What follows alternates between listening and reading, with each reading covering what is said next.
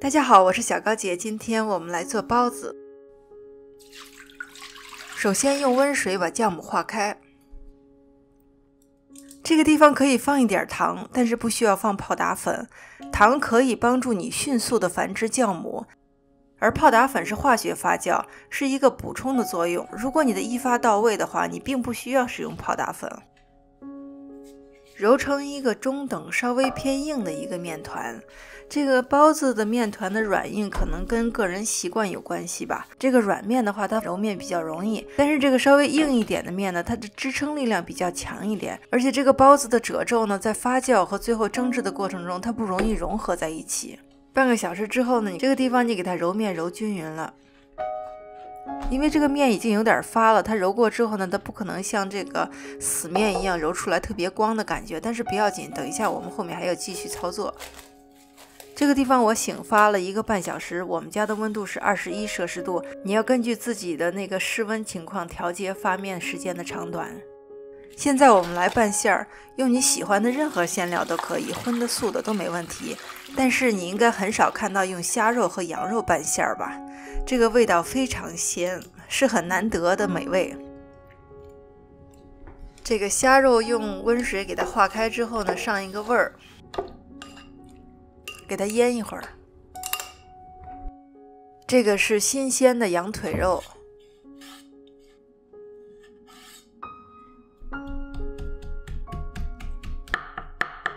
剁碎之后呢，给它加入1半的虾，继续剁。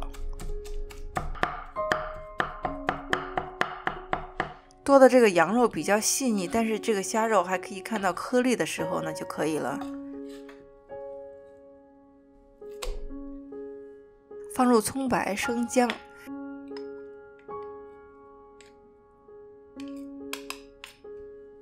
盐，加一点点的五香粉和花椒粉。这个地方是让你可以吃到它的一个后味，但是你又吃不出来它是什么调料的那种感觉。加入1个鸡蛋清，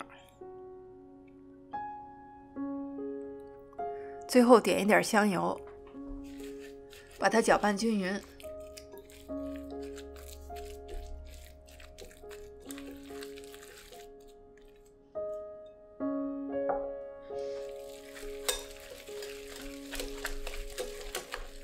打到这种拉丝的状态，然后放入剩下的虾仁儿，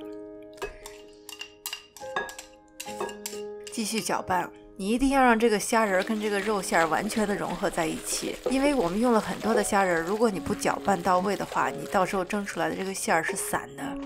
1个半小时之后，看看发酵的情况，用手指在这个面团上戳一个洞，你看到它不回缩、不反弹，就说明你这个面发的刚刚好。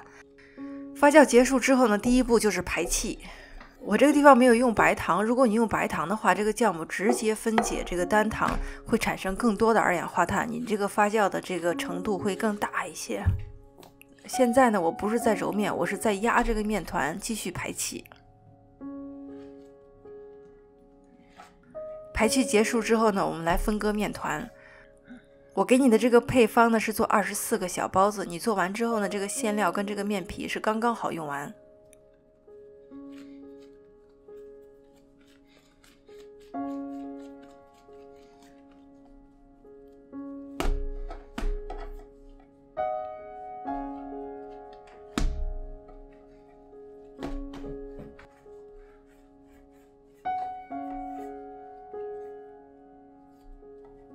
当然了，你这个地方可以用刀切，给它分割出24个小面团来。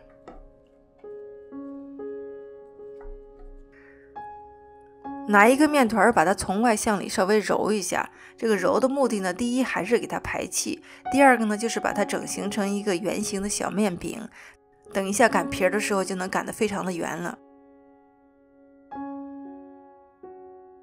擀皮的时候呢，这个擀面杖给它送出去，这样多余的气体就被挤出去了。你可以听到这个气泡爆裂的声音。这个时候你擀的是包子的底儿，所以你不要擀得太薄了。然后我们转着给它擀这个包子的边儿，等一下这个地方要打折，所以你可以擀得稍微薄一些。为什么一再强调排气呢？排气彻底是为了让所有的气泡归零，然后重新再发，最终发酵的结果是均匀的、细密一致的小气泡。这个就是你包子皮的结构。你包的时候呢，这个拇指在里面，食指在外面，给它捏出均匀的褶子。你注意到我这个拇指始终没有松开第一个褶子。你这样子包包子呢，第一呢，它这个口可以封得非常紧，它不会散开；第二呢，它可以形成非常均匀、大小一致的褶子。最后给它封一个口。如果你觉得上面的面有点多的话，你可以把它捏掉。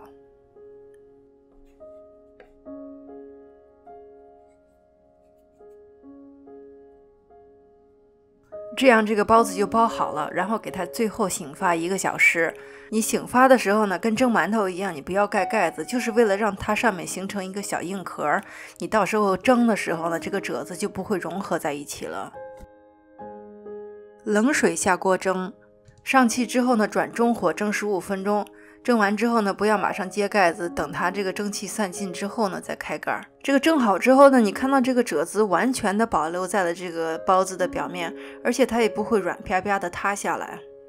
所以呢，如果你的一发到位，排气彻底，然后亮出来一个小硬壳，最后再来蒸，只要你做到这几点呢，失败是一件很难的事情。